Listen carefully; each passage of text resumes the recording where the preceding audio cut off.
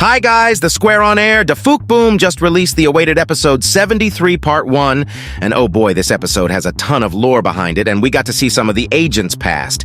There's a lot to talk about, so make sure to put a like and subscribe, and let's begin.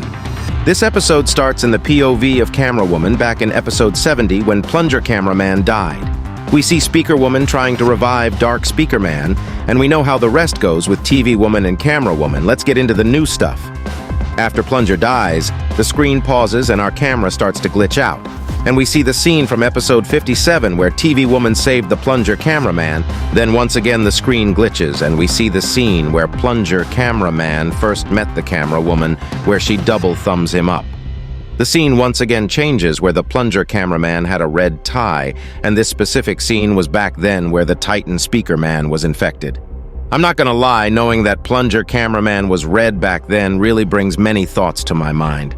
I'll tell you the theories for this after we finish these scenes. The scene once again glitches and changes to a scene where the Titan Cameraman is being upgraded while Plunger Cameraman is standing in front of him staring.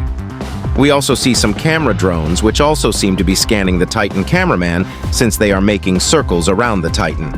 The scene once again glitches and changes, and we see one of the older times of the series where Plunger Cameraman was also red instead of blue. And one thing I noticed is that in the back of this scene, the Terracotta Twin is also there looking at Plunger Cameraman. After this, a toilet comes in and runs into the Plunger Cameraman, which right there is where the scene stops. Perhaps here Plunger Cameraman died and got revived or simply got injured. And that's why the Plunger Cameraman changed from red to blue. And we also know how the cameraman's main color is blue, which him and the three Terracotta Twins are the only one with the speaker color which is red. Which makes sense, as I think that they are all different to the normal cameraman, since Plunger is the elite agent for the camera race, while Terracotta Twins work for the secret agent, making them special agents. Anyways, let's get into the juicy stuff. After the scene stops, our camera once again glitches to a screen with the date, September 16th, 1985 at 10:30 a.m. In here, we see a woman that looks at the cameraman and a ton of other humans that seem to be working in a laboratory.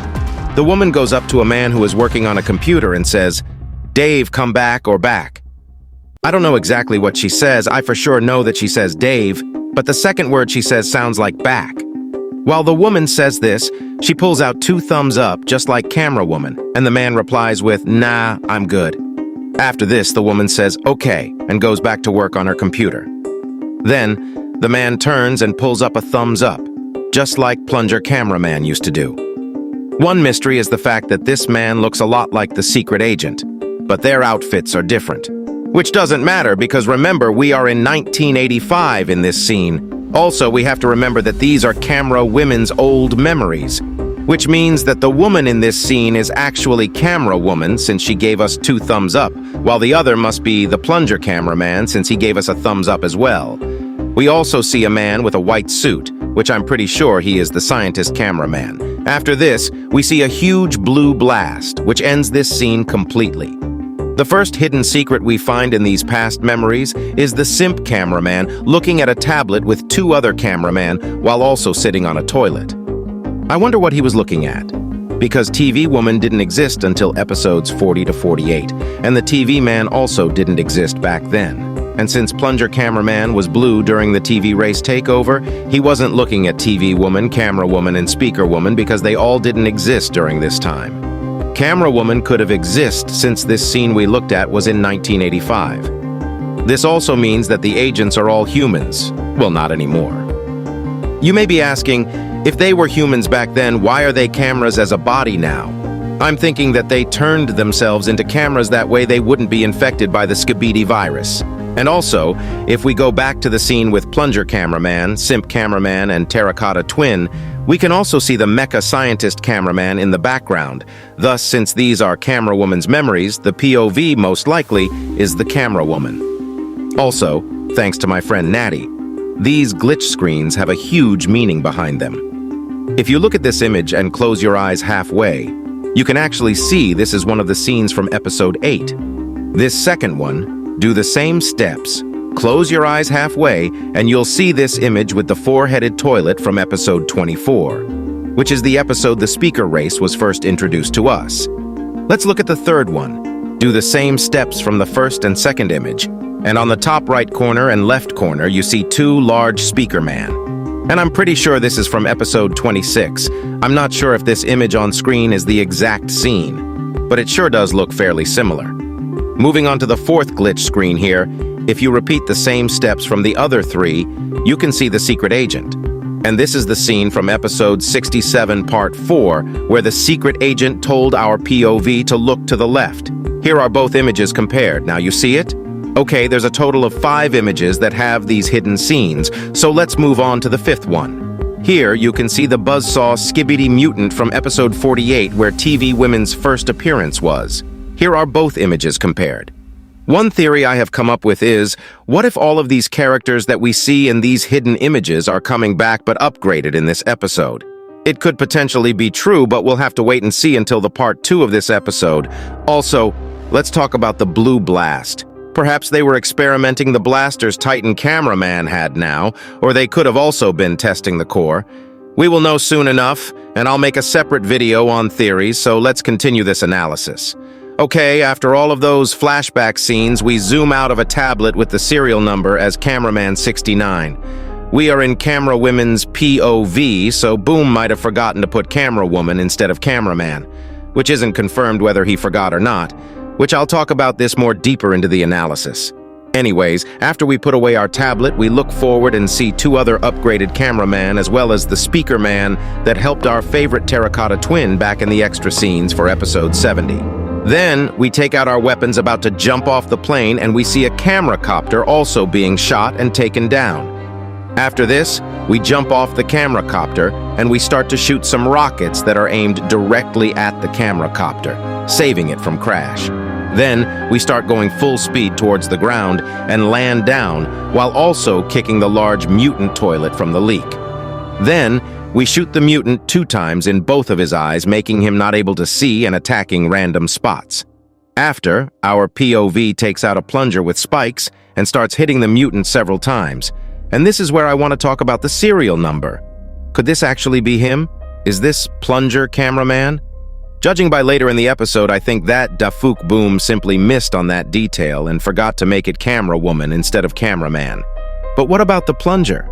Since camera woman is clearly wanting to do the revenge for her best friend plunger cameraman, she most likely wants to use his weapons to represent him. Anyways, after this, Camera Woman smashes the spike plunger into the mutant and throws 2 toilet paper bombs at it. And bro, the sound this mutant makes when he got the plunger smudged on his face really got me rolling on the floor, to be honest. But anyways, Camera Woman uses her jetpack to back away from the bomb and she gives the mutant toilet 2 middle fingers. And when this blood blew up, he made another crazy ass noise, which also had me dying. Anyways, after this, the Camera Woman gives a hand to the injured engineer cameraman, but when he tries to use her hand to get up, he realizes that his left arm is cut off, so he can't use it. Press F in the chat for this blood. He really doesn't deserve to be going through this. Luckily, Camera Woman gives him the other hand so he can use it since his right arm is here, but the left arm is sadly missing. After this, we see a ton of toilets about to attack us, but our POV starts to put red targets at all of the toilets and then takes out the gun that they had on the camera, taking all of them out. After this, both the engineer cameraman and the large cameraman give us a thumbs up. Bruh, this large cameraman has a cowboy hat on. I think this blood thinks that he is in Texas. Anyways, after this, we start to walk forward, but suddenly, our 2 cameramen have unfortunately been defeated by a Giga Chad mutant toilet with 2 other rocket airplane toilets in the back guarding him. When he was about to attack us, he suddenly looks towards our back and uses his jetpack like a coward and runs away. After this, we see the scientist toilet's large body fly in, taking down all of the rocket airplane toilets. This was so confusing at first, but after we watched the episode completely, we understood it all. After the scientist takes all the toilets out, our tablet brings a screen with TV Woman, and she brings the uwu face while also giving us the peace hand sign. Then, Camera Woman gives the TV Woman scientist a thumbs up, and then we see 3 containers coming in being led by some toilets. Okay, first of all, there's no way that the scientist toilet has 3 unfinished projects, so perhaps these are some traps that the toilets created. There could be the real one, and the rest are just fake, and it's just to lead the cameraman into a trap. I'll talk about this more in my theories video, which will come out in a few days. Anyways, after this, a fourth container comes in, but this time our beloved TV woman shot the container, making it fall from the hands of the delivery toilets. Then G-Man comes in to protect this container. My theory here is that since G-Man came in to protect this container, then this must be the important and real container. Or it's just a coincidence, and I'm just bringing up crazy thoughts that come to my mind. After this, the scientist shoots his lasers at G-Man, but G-Man pulls out his shield with his shocked face, obviously because it is the scientist's toilet, and since he thought he was dead. Then, we see the scientist's toilet laugh, and shoots the G-Man toilet once again with his lasers. But G-Man once again activates his shield and runs into the scientist. Then the scientist's toilet tries to shoot him again with the bottom lasers, but G-Man shoots him and does it twice, finishing him off. I swear, if TV Woman is actually dead, I will backflip off a building, bruh. I hope she teleported in time, because if not, I will flip off.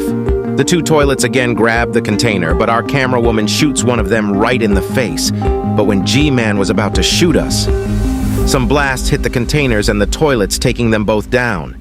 And our favorite Titan Speaker Man and Titan Cameraman both come in the scene. Then, Titan TV Man appears behind him and he says, "There is nowhere to run. Here you go, listen to it yourself." And bro, the craziest scene of this episode comes because G-Man replies with, "Fools, you have no idea what's coming." We already knew all toilets can speak English since Boom told us in an interview that he did. The Titan TV Man replies with, "Whatever there is coming, you won't survive to see it. Here you go, listen to it for yourself." Whatever is coming, you won't survive to see it. Anyways then, G-Man starts to charge up his lasers, and the episode ends. This episode was honestly incredibly good, and is one of the biggest cliffhangers yet. Anyways, that's it for today's analysis. I hope you enjoyed this video. Make sure to subscribe to this channel for more amazing videos like this one, and like to support my channel more. And may the force of the square be with you. Good luck!